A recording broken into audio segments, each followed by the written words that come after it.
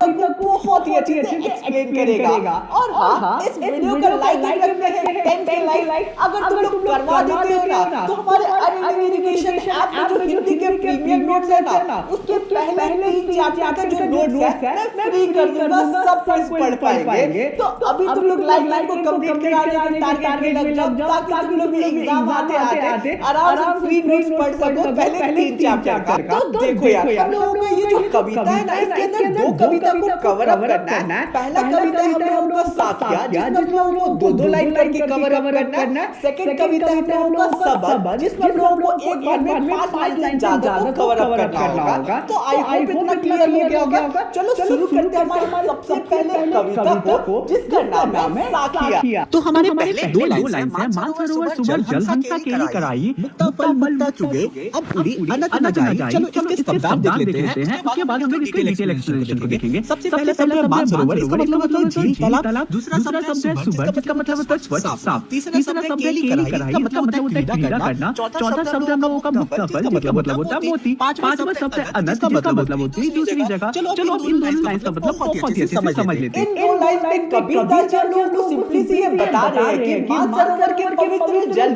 में, यानी कि एक झील के पवित्र शुद्ध और भरपूर जल में जो हंस है वो बहुत ही मजे से खेल रहे हैं। झील में हंस मोती चुग रहे हैं, यानी कि बहुत ही ज्यादा आनंद ले रहे हैं। और अब वो झील को छोड़कर नहीं जाना चाहते हैं, क्योंकि वो झील से काफी ज्यादा संतुष्ट हो चुके हैं। अब इसे दूसरे मतलब से समझे तो यहाँ पे हंस को मनुष्य से कंपेयर किया गया है और बताया गया है कि जब कोई भक्त ईश्वर की आराधना में पूजा में लीन होता है तो उसे ऐसा सुख और संतोष मिलता है कि वो संसारिक सुखों को त्याग कर देता है और केवल ईश्वर की आराधना में ही लग जाता है। और वो ईश्वर की आराधना को कभी नहीं त्यागना चाहता है। मुझे रिसेंटली एक इतनी अमेजिंग ऐप मिली है ना यार, जिसके थ्रू प्रॉपर स्किन टेस्ट हो जाता है और वो भी फ्री में।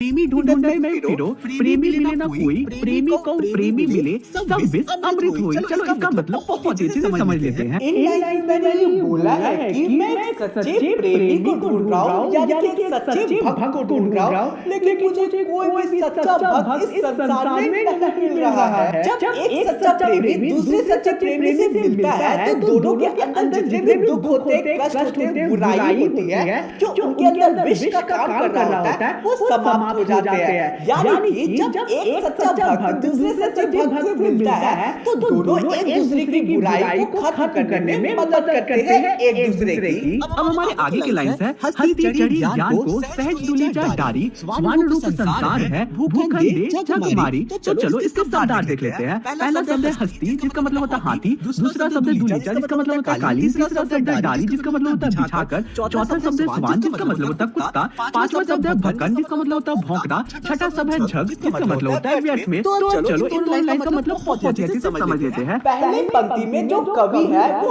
हाथी को ज्ञान से कंपेयर करते हुए बोलते हैं कि जैसे एक हाथी के ऊपर सहजता से, प्रेम से कालीन को आराम से बिछाकर उसके ऊपर बैठना चाहिए, वैसे ज्ञान को प्राप्त करते समय हमें बिल्कुल भी अहंकार नहीं दिखाना चाहिए और ज्ञान को प्रेम से प्राप्त करना चाहिए। दूसरी पंक्ति में संसार को कुत्तों के समान बताया गया जो कि भौंकते रहते हैं। कभी बोलते हैं कि इस दुनिया के जितने भी लोग हैं वो सब अज्ञानी हैं, वो केवल आलोचना करना ही जानते हैं, इसलिए उनकी बातों को हमेशा इग्नोर करना चाहिए। हमारे आगे की लाइन है, पखपखी की काट नहीं, सब जग रहा भुलान, निरपक कोई के हरि भजे, सोई संत सुजान। चलो इसके शब्दार्थ देख लेते हैं। पहला शब्द है पखपखी, जिसका मतलब होता है पक्ष और विपक्ष। दूसरा शब्द हम लोगों का निरपक, जिसका मतलब होता है निष्पक्ष। तीसरा शब्द है सुजान, जिसका मतलब होता है सच्चा। तो अब चलो इन लाइन का मतलब बहुत अच्छे से समझ लेते हैं। इन पंक्तियों में मैंने ये बोला है कि आजकल के संसार के लोग केवल पक्ष और विपक्ष में फंस के रह गए हैं,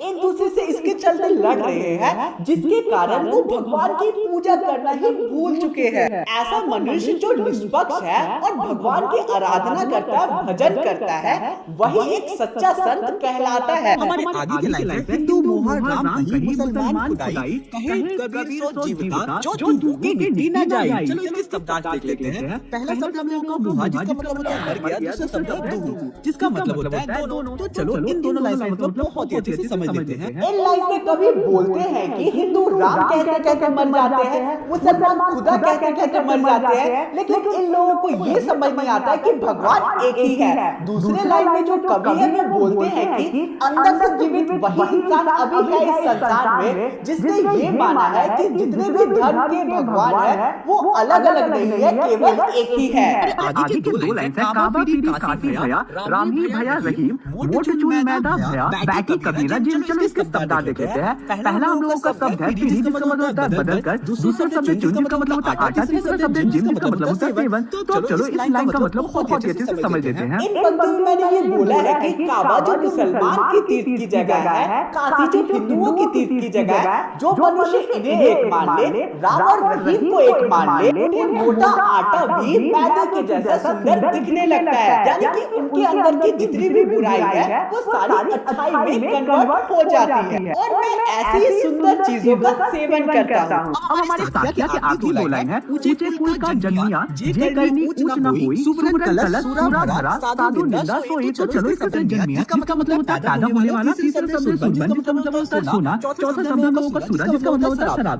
तो चलो इन लाइन का मतलब बहुत ही अच्छे से समझ लेते हैं। पहले लाइन में कवि हम लोगों को बोलते हैं कि ऊंचे कुल में पैदा होने वाला कोई भी मनुष्य अगर कोई भी खराब काम करता है तो उसके पूरे कुल को बदनाम किया जाता है। लोग उसके पूरे कुल के बारे में खराबी बोलते हैं हमेशा। कवि दूसरे लाइन हम लोगों को एग्जांपल देते हुए बोलते हैं कि एक सोने के घड़े में अगर हम लोग बहुत सारा शराब भर देते हैं और किसी पंडित के सामने रख देते हैं तो जो पंडित है वो उस पूरे घड़े से बहुत ही ज्यादा घृणा करेगा। वो ये नहीं देखेगा कि जो सोना है वो शुद्ध है, बल्कि उसके अंदर जो शराब रखा हुआ है उसे देखकर वो काफी ज्यादा घृणा करेगा और उसके लिए पूरा जो मटकी है वो अशुद्ध होगा। तो इसी के साथ हम लोगों का दूसरा कविता बहुत ही अच्छे से कंप्लीट होता है, जो कि हम लोगों का सबक। उससे पहले यार चैनल पे नए हो तो प्लीज सब्सक्राइब कर लेना, तुम्हारे लिए बहुत ही ज्यादा मेहनत करता हूँ। और हाँ, हमारे अनलिंक एजुकेशन ऐप में जाके तुम लोग साइंस के, एसएसटी के, हिंदी के, इंग्लिश के प्रीमियम नोट्स को परचेज कर सकते हो। इन नोट्स में मैंने ढेर सारे इंपॉर्टेंट क्वेश्चंस को ऐड ऑन किया है और हर एक चैप्टर के डिटेल एक्सप्लेनेशन को डाला है, इंपॉर्टेंट लाइंस को डाला है। अगर इन नोट्स को केवल पढ़ लेते हो एग्जाम से पहले और एग्जाम देने जाते हो तो तुम्हारा जो एग्जाम है इंटरेस्ट में काफी ज्यादा अच्छा जाएगा। तो लिंक डिस्क्रिप्शन में मिल जाएगा प्रीमियम नोट्स का, अभी जाके तुम लोग परचेज कर सकते हो। तो अब चलो हम लोग शुरू करते हैं हमारे दूसरे कविता को। अब हमारे सबक पहला पद है, वो कहा ढूंढे बंदे मैं तो तेरे पास में, ना मैं देवल ना मैं मस्जिद, ना काबे कैलाश में, ना तो कौने क्रिया कर्म में, नहीं योग वैराग में, खोजी हो तो तुमते मिली हो बल बल की तलाश में, कहे कबीर सुनो भाई साधो सब श्वासों की श्वास में। तो चलो इन पांच लाइन का मतलब बहुत ही अच्छे से हम लोग समझ लेते हैं। पहले छंद में, पहले स्टैंजा में भगवान कबीरदास जी के माध्यम से हमें बोलते हैं, तुम लोग मुझे कहाँ ढूंढ रहे हो, मैं तो तुम्हारे पास ही हूँ। मैं ना ही मंदिर में हूँ, ना ही मस्जिद में हूँ, ना ही कैलाश में हूँ, ना ही काबा में हूँ, ना ही मैं पूजा करने से मिलता हूँ, ना ही मैं संन्यास लेने से मिलता हूँ। मैं तो तुम सभी के अंदर विराजमान हूँ और तुम्हारे हर एक सांस में उपस्थित हूँ मैं। बस प्रेम भरी सच्ची नजरों से तुम मुझे ढूंढोगे तो तुम लोग मुझे खुद के ही अंदर पाओगे। Studying abroad is your dream, then making it a reality is now easier than it may seem. So, pack your bags. आगे के लाइन से संतो भाई आई ज्ञान की आंधी रे ब्रह्म की टाटी सबे उड़ानी माया रहे न बांधी। चलो इन लाइन का मतलब बहुत ही अच्छे से समझ लेते हैं। यहाँ कवि कहते हैं कि हे संतो सुनो, ज्ञान का तूफान आया है जिसने ब्रह्म और माया का जो दीवार है उसे उड़ा दिया है और माया का जो बंधन है अब वो टूट चुका है। हमारे आगे के लाइन से हिती चित के दुआई तूनी गिरानी मोह बिलिंदा टूटा। तो चलो इस लाइन का मतलब बहुत ही अच्छे से समझ लेते हैं। इसका ये मतलब है कि ज्ञान की आंधी मन और चित्त के दो खंभों को गिरा देती है और मोह माया का जो बंधन है इस पूरे संसार में वो तोड़ देती है। हमारा नेक्स्ट लाइन है कृष्णा छानी परी घर उपरी कुब्दी का भाड़ा फूटा। तो अब चलो इस लाइन का मतलब बहुत ही अच्छे से समझ लेते हैं। मनुष्य जो सब कुछ पाने के चलते दिन रात केवल झूठ बोल रहा है, जब ज्ञान की आंधी आएगी तो उसकी कुबुद्धि का जो बंधन है वो भी टूट जाएगा। हमारे आगे की दो लाइन है जुग जगाती करी संतोष बांधी निर्जू चुवे न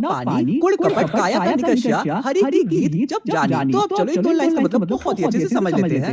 इन लाइन का सिंपली से ये मतलब है कि साधु संतों ने योग और युक्ति से अपने आप को इतना ज्यादा बदल लिया है कि उनके ऊपर इस संसार की बुराइयों का कोई भी प्रभाव नहीं पड़ता है। जो भी भगवान को जान लेता है उसके अंदर से खुद ब खुद सारी बुराइयां बाहर निकल जाती है। अब हमारे सबक के आखिरी की दो लाइन है। आंधी पीछे जो जल फूटा प्रेम हरिजन भीना कहे कबीर भान के प्रगटे उदित भया तम खीना। तो अब चलो इन दोनों लाइन का मतलब बहुत ही अच्छे से समझ लेते हैं। ज्ञान की आंधी जाने के बाद बारिश के कारण सारी चीजें धुल जाती है, साफ हो जाती है और भक्तों के अंदर जितनी भी बुराइयां होती है वो सारी धुल जाती है, खत्म हो जाती है। तूफान के बाद जो सूर्य उदय होता है उससे सारा अंधकार मिट जाता है, खत्म हो जाता है। तो यार इसी के साथ आज की हमारी कविता कंप्लीट होती है। अब यार तुम्हारे लिए इतना मेहनत करता हूँ इसलिए प्लीज चैनल को सब्सक्राइब कर देना और वीडियो को लाइक कर देना और कमेंट एरिया में अपना प्यारा सा कमेंट जरूर छोड़ना जिससे मुझे मोटिवेशन मिलेगी। अब तुम्हारी स्क्रीन पे इंपॉर्टेंट क्वेश्चन दिख रहा है।